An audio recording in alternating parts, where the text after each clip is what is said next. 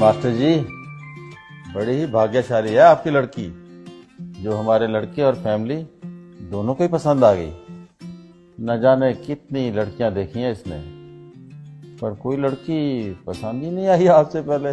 बड़ी ही समझदार और संस्कारों वाली है हमारी बेटी। हमारा बेटा भी किसी मामले में कम नहीं है, लाखों में एक है हमारा लाल। जी ये तो और भी अच्छी बात है। अजय, मैं तो कहता हूँ ज्यादा सोचने की जरूरत ही नहीं। अरे एक अच्छा सा मुहूर्त निकालिए और निपटा देते हैं शुभ काम को। जी जैसे आप अच्छा समझे, पर शर्मा जी मेरे हिसाब से बच्चों की राय जान ली जाए तो ठीक रहेगा। अजय, कैसी बातें कर रहे हो मास्टर जी? आप बच्चों की राशि मिलवाइए और हो जाने दीजिए। नहीं अंकल जी, आप लोगों को एक बार हमारी बात सुन लेनी चाहिए। आपकी बात? कैसी बात? हमारी कुछ मांगे हैं। मांगे? मांगे कैसी? माफ कीजिएगा, शायद आप लोगों को मेरी बात बुरी लगे, पर इस रिश्ते को आगे बढ़ाने के लिए आप लोगों को हमें कुछ प्रूफ देने होंगे। प्रूफ? कैसे प्रूफ?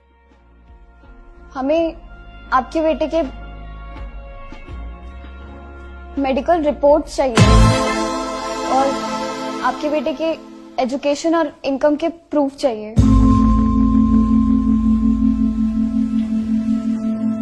पुलिस वेरिफिकेशन के साथ आपके बेटे का कैरेक्टर सर्टिफिकेट और जिस घर में आप लोग रह रहे हैं उस घर का ओनरशिप प्रूफ चाहिए। ये सभी प्रूफ देने के बाद फिर चाहे राशि मिले ना मिले, हम इस रिश्ते के लिए तैयार हैं। मास्टर जी, ये सब क्या है?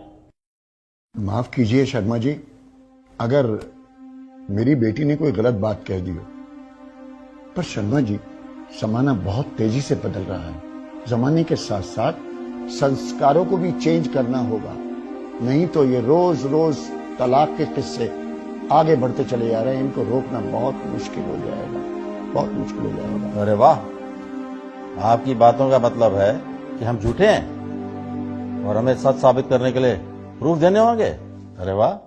सुनो जी, मास्टर जी को भी बात करने का मौका दो। कहिए मास्टर जी, क्या है आपके मन में? शर्मा जी, हम ये नहीं कह रहे कि आप झूठे हैं, पर अगर आप गलत नहीं हैं तो मुझे नहीं लगता कि प्रूफ देने में आपको कोई परेशानी होनी चाहिए। शर्मा जी, मेरी पत्नी के देहांत के बाद मेरी दोनों बेटियां कभी भी मुझसे एक पल के लिए दूर नहीं हुई। आज मेरी लाडली बेटी, मेरा जिगर का टुकड़ा, जिंदगी भर के लिए किसी दूसरे के साथ कैसे जा सकती है, ये जाने बिना कि वो कौन है, कहां से आया है, क्या मेरी बिटिया को अच्छी तरह रख पाएगा? शर्मा जी, मैं अपनी बेटी का भाग्य तो नहीं बदल सकता, लेकिन उसके अच्छे भाग्य के लिए प्रयास तो कर ही सकता हूं,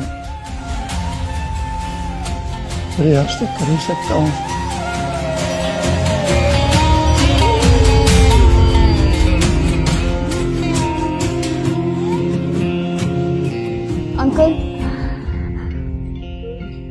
अंकल अब आप ही बताइए, एक सिर्फ न्यूज़पेपर की एड के बेस पे कैसे मेरे पापा किसी के भी हाथ में मेरा हाथ सौंप सकते हैं?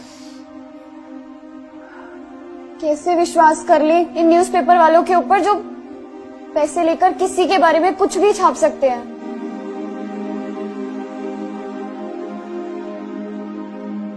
अंकल, मैं एक लड़की हूं और शायद आप लोगों को मेरा बोलना अजीब लग रहा होगा,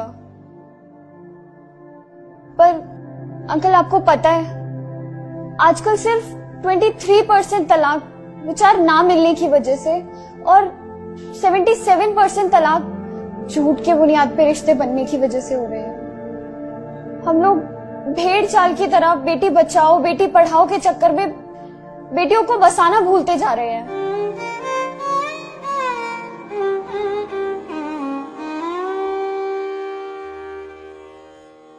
शादी से पहले हम लोग पुलिस स्टेशन, हॉस्पिटल या फिर किसी ऑफिस में जाकर इंक्वायरी करवाने की बजाय पंडितों से राशि मिलवाना जरूरी समझते हैं। सोशल मीडिया पर अपने दिखावे के चक्कर में हम लोग लाखों रुपए सिर्फ और सिर्फ प्री वेडिंग शूट पर ही खर्च कर देने में लगा देते हैं।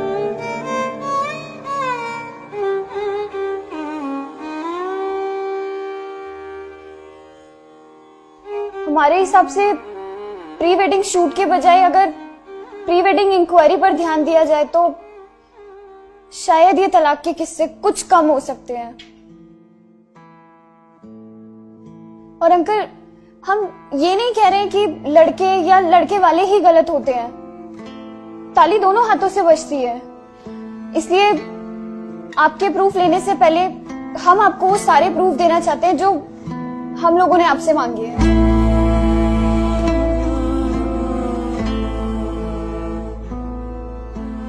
शर्मा जी, एक आखिरी बात आपसे और कहना चाहूंगा कि इस तरह के fैसले कभी दिल से नहीं करने चाहिए, दिमाग से करने चाहिए, बाकी ऊपर वाले पे छोड़ देना चाहिए। उसके आगे आपकी मर्जी।